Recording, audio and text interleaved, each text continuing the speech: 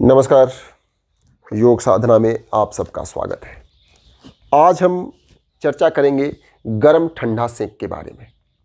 तो क्या आप जानते हैं गर्म ठंडा सेक कब करते हैं, क्यों करते हैं, कैसे करते हैं? पहले गर्म से सेक करते हैं या ठंडा से सेक करते हैं? गर्म से सेक कितना देर करते हैं, ठंडा से सेक कितना देर करते हैं? अंत में गर्म से सेक करके छोड़ना चाहिए या ठंडा से सेक करके छोड़ना चाहिए?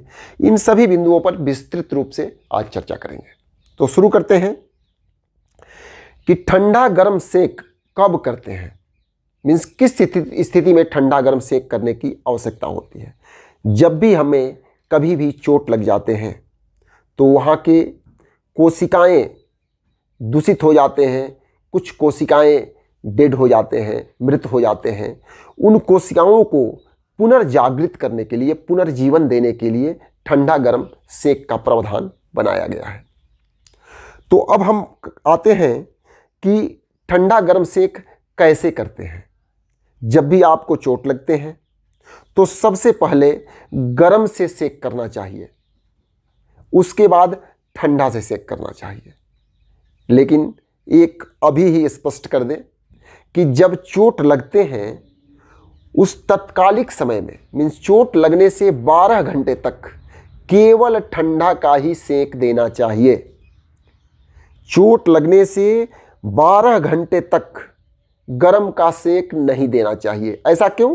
क्योंकि जो भी हमारे कोशिकाएं हैं, सेल्स हैं, वो या तो मृत हो जाते हैं कुछ सेल्स चोट लगने पर, या वहाँ पर रक्त विषाक्त हो जाता है। तो जब भी हम वहाँ पर गर्म सेक देंगे तो रक्त का संचार बढ़ता है, और जब रक्त का संचार बढ़ेगा और विषाक्त रक्त वहाँ पर पहले से है, दूषित है, और कुछ कोशिकाएं मृत हो रहे हैं या मृत हो चुके हैं, तो वहाँ पर दर्द बढ़ जाएगा और समस्याएं और बढ़ने का मीन्स चांसेस हो जाएंगे। इसलिए जब भी चोट लगते हैं उस समय कम से कम 8-10 घंटे 12 घंटे तक केवल ठंडा का सेक देना चाहिए, क्योंकि रक्त का संचार उधर बढ़ाने की आवश्यकता उस समय नहीं है। तो आप सुने होंगे कि जब चोट लगते हैं तो बोला जाता है कि उसको मूव मत करो, उसका मूवमेंट उस समय कुछ समय के लिए बंद कर दो, क्योंकि ऑलरेडी उस समय कुछ हमारे सेल्स इधर उधर हो चुके हैं। तो उस समय वहाँ पर मूवमेंट कम करना होता है। तो जब हम गर्म से सेक करेंगे तो रक्त का संचार बढ़ने लगेगा, मूवमेंट बढ़ने लगेगा, अंदर से मूवमेंट बढ़ने लगेगा। इसलिए चोट लगते ही गर्म का सेक नहीं करना है। सबसे पहले क्लियर कर दिया, क्योंकि फिर ये भ्रांति होने लगेगी। अब प्रश्न आता है कि पहले जब 12 घंटे चोट लगने के 12 घंटे के बाद पहले गर्म से सेक शुरू किया जाता है और फिर ठंडा से, और जो अंत भी होगा वो गर्म से ही करके छोड़ना होता है। पहले गर्म किए, फिर ठंडा से सेक कीजिए, गर्म पानी से सेक किए, फिर बर्फ से सेक किए, फिर अंत में गर्म से सेक करके उसको छोड़ देना है। अब प्रश्न आता है कि पहले गर्म से क्यों करते हैं? जब हमें चोट लगा वहाँ पर कुछ हमारे सेल्स कोशिकाएं मृत हो गए, अब उनको जागृत करना है। जागृत करने के लिए वहाँ पर रक्त का संचार पहले बढ़ाएंगे।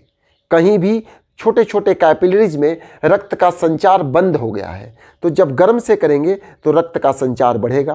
फिर ठंडा से करेंगे तो उस रक्त का संचार कम होगा, मीन्स रक्त अंदर की तरफ जाएगा, उस कैपिलरी को फिर से खाली करेगा। फिर गर्म से करेंगे, फिर रक्त आएगा, फिर खाली होगा। इससे क्या होगा कि चोट वाले जगह पर रक्त का संचार धीरे धीरे बढ़ने लगेगा। अंत में गर्म से सेक करके इसलिए छोड़ते हैं ताकि हमारे शुद्ध रक्त का संचार उस चोट वाले जगह पर शुरू हो जाए, फिर उसको हम छोड़ देते हैं। वहाँ पर शुद्ध रक्त का संचार शुरू होने के बाद हम छोड़ते हैं। इसलिए गर्म सेक, अंत में गर्म सेक करना चाहिए। शुरू भी गर्म सेक से करें, अंत भी गर्म सेक से ही करें। अब विषय है कि गर्म सेक कितना देर करें और ठंडा सेक कितना देर करें। गर्म सेक ठंडा सेक से 2 गुना समय तक होना चाहिए। जो हमारे प्राकृतिक चिकित्सा या जो भी हमारे विज्ञान के आधार पर जो बताया गया है कि अधिकांश समय तक वहाँ पर रक्त का संचार बढ़ाने का प्रयास करना चाहिए और कम समय तक रक्त का संचार घटाने का मतलब कि वहाँ से जो कैपिलरी, जो विषाक्त रक्त भी है, उसको शुद्ध रक्त के साथ दूर करना है और फिर शुद्ध रक्त को उसमें लाना है। तो ठंडा का जो सेक होगा वो आधे समय तक होगा। यदि आप गर्म सेक 4 मिनट कर रहे हैं तो ठंडा सेक 2 मिनट करेंगे। ये गर्म ठंडा सेक का मीन्स मुख्य बिंदु है।